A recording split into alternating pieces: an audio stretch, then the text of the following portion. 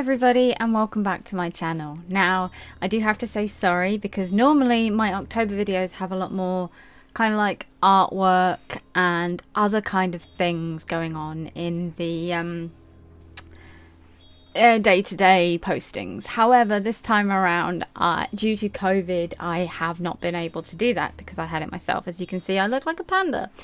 Anyway, I've managed to do some tidying up. The scene is looking so much better. I do have a lot more still to do. There's going to be the iron removed and all that kind of stuff.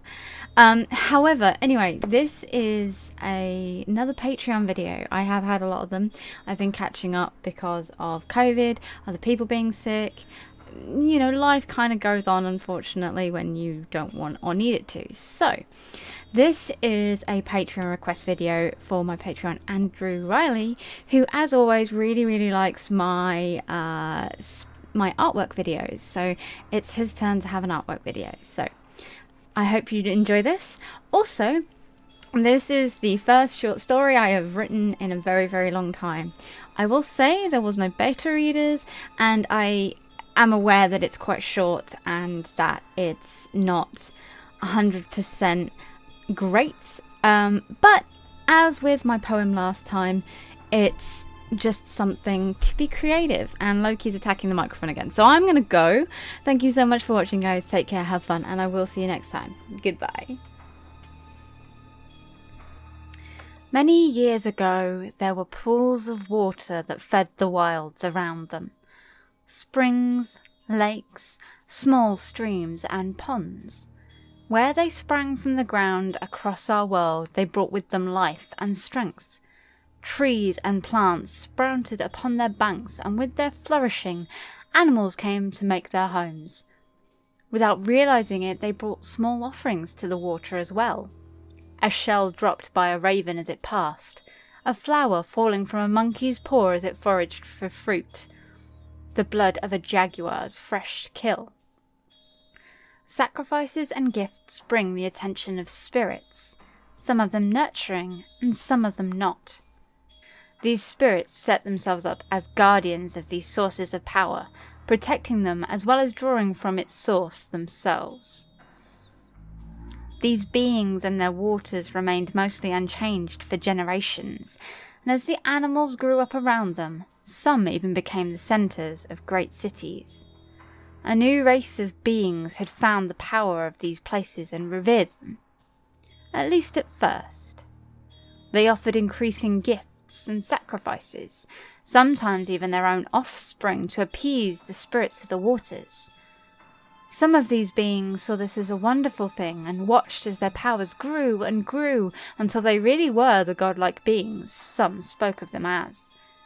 Others were condemned, used to wash away the filth, poisoned so that no more life could inhabit them. These beings became death and corrupted those that sought to poison their wellsprings.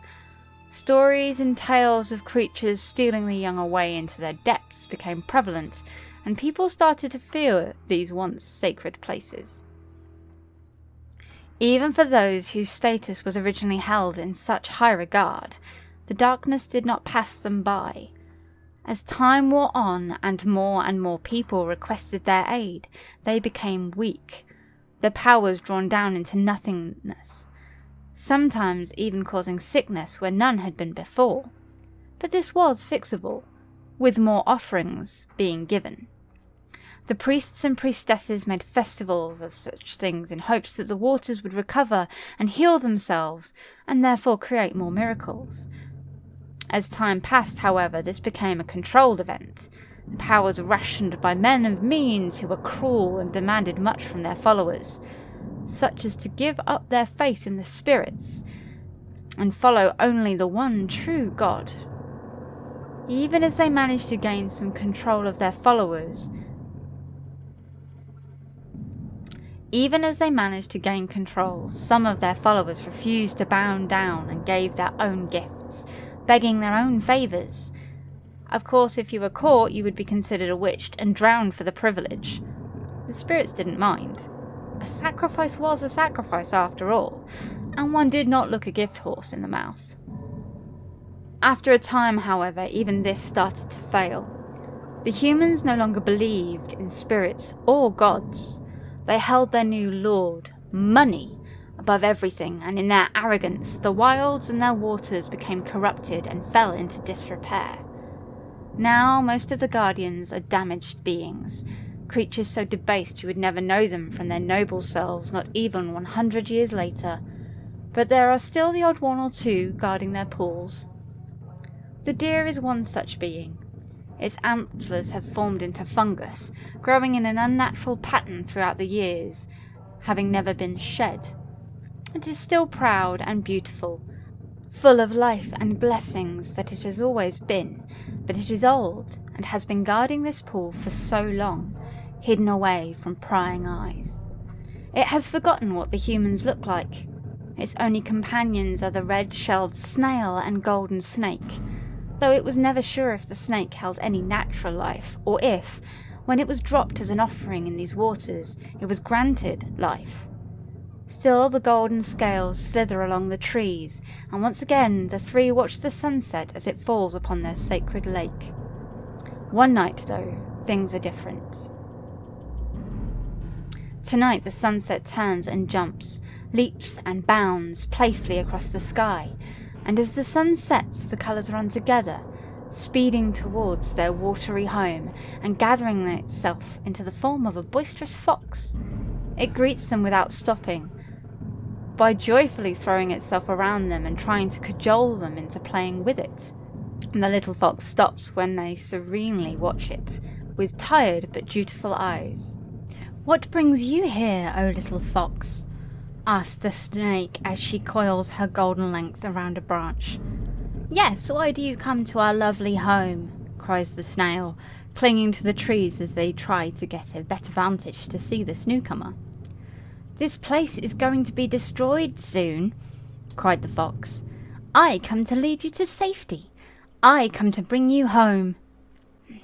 They looked at the fox, looked at her beautiful coat and shining eyes. "But you are a trickster," said the snail. "Why would you lead us anywhere but to steal the waters we protect?" "You do not protect them," the fox replied with a twitch of her tail, bounding up onto a log to stare into the eyes of the deer. "You, though, you guard them. You can see if I am lying or if I am telling the truth. What do you say? Come with me. Save yourselves."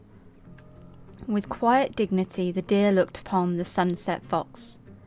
"You do not lie, but I am the spirit of these waters, and their fate is my own. Thus I shall stay but take my friends.